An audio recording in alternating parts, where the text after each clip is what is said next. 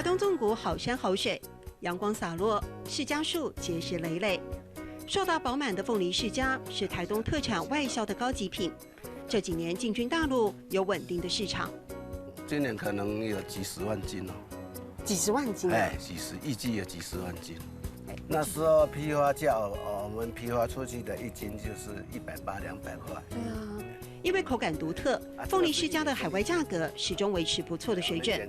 忙着采收的这一天，果农赶着出货，一天好几车全是出口对岸，但交易中有隐忧，就怕技术守不住。因为我们国家的政策有时候技术外流啊，误导他们，结果影响到我们台湾本身的。还有内贼药房，让农民气得牙痒痒。对啊。6甲的释迦园外围，我们发现有特殊配备。哎，像这个是黄道，哎，是黄道。被偷哦。哎，被偷，因为那6年前那时候价格180，我一个晚上被偷了差不多1000多斤。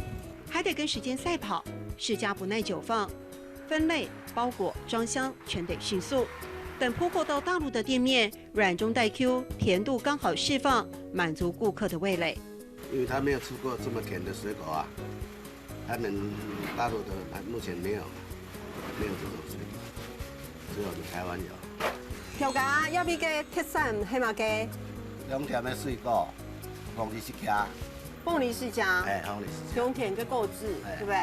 善用气候土壤的好条件，还有不断的技术改良，台湾农民撑起的水果王国招牌依旧响亮。